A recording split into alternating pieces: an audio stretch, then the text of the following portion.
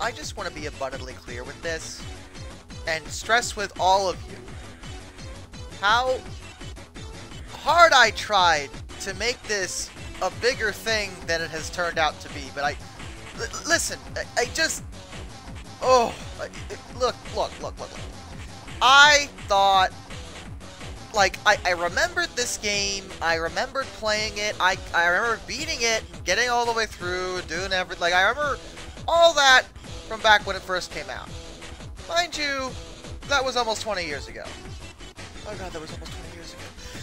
Anyway, but playing it now, I attempted to stream it, as some of you were there for, and I did not do that for very long.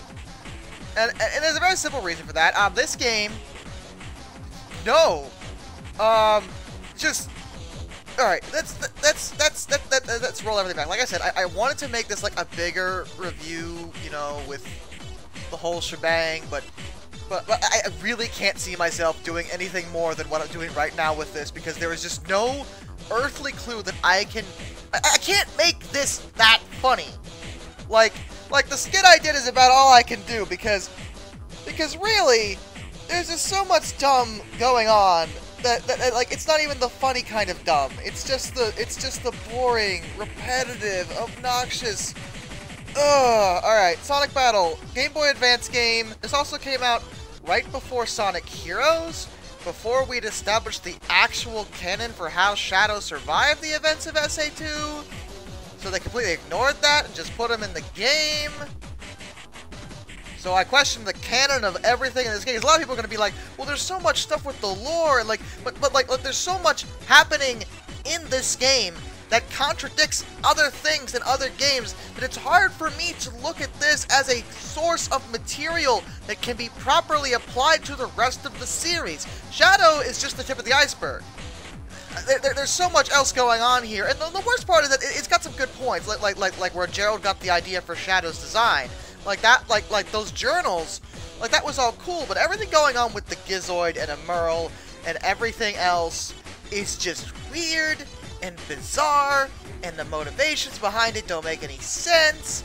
And Eggman's an idiot because, like, okay. Eggman knew what the Gizoid was and what it did, and instead of just chucking Chaos Emeralds into it like he did into the Fees, the copies of Emerl, he decided to not even attempt that and just dump him on the beach. Okay, and then like the whole plot is like proving that Emerl, despite clearly being designed as a weapon, could be something else? Something more. And I appreciate, and that's sweet. That's really adorable. The thing was designed to kill. It is literally a weapon of mass destruction.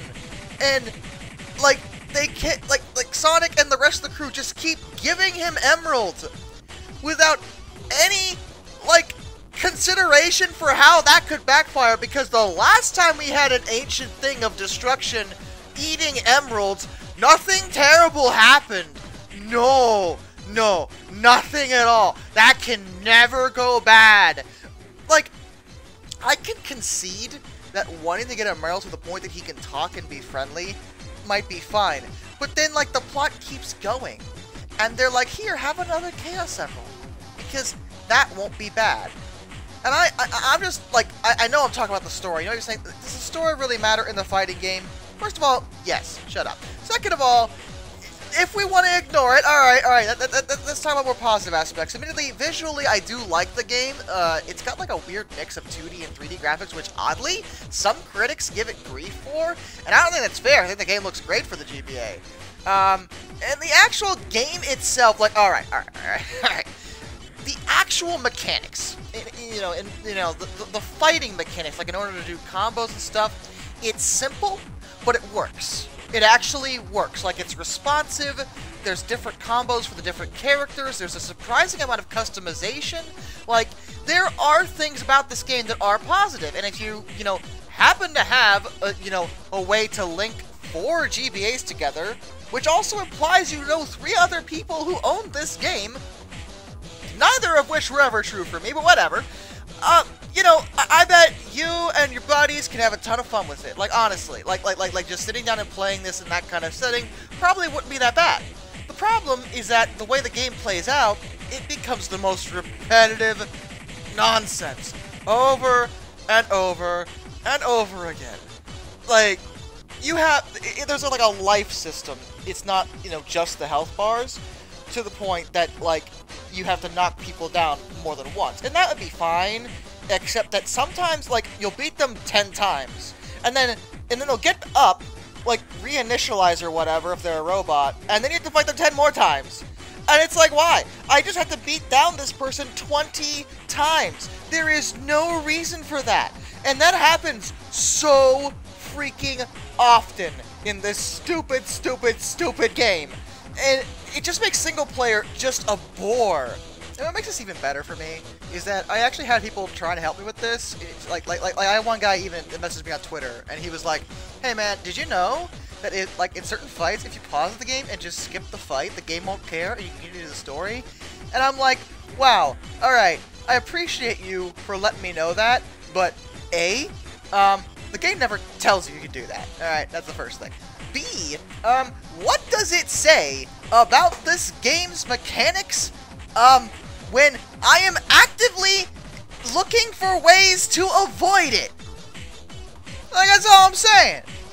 And it's just so obnoxious. And, like, that's notwithstanding the whole issue of freaking, we're in, what, Emerald Town? Oh, I bet you took a long time to come up with that name for the town, and all the Sonic characters live here. Somehow, conveniently, I know, it's supposed to be a kid's game, and I get that. I'm probably thinking about it too hard. And again, visually, it looks nice. The music is alright. And, like, the only issue I have with the gameplay, my one major gripe, is because the game plays on a 3D plane, it is really hard to tell if you're directly lined up with somebody sometimes. Like, I will sometimes hit just right behind where a person's standing and miss completely. And other times I'm pretty sure I missed and I hit them. Like, it's so bizarre. My only advice in this case is to always make sure you're standing slightly below where the other character's sprite is. Usually the hit detection will work in a way that means something. But if you look like you're too high, I can almost guarantee you're gonna miss. Anyway, as for anything else, like, it's just, honestly, if you can get past the grind, and past the stupid story, and past the utter nonsense of this game, it's not the worst thing in the world, but man, from a fighting game perspective, it's really dull, and I would actually seriously rather play Sonic the Fighters, because at least that is comedically fun and short, whereas this just takes about 75,000 years to get through, and it never gets nearly interesting enough to be worth that amount of time. Anyway, I'm done. Till next time, this is Darkness, and I bid you all a fond farewell.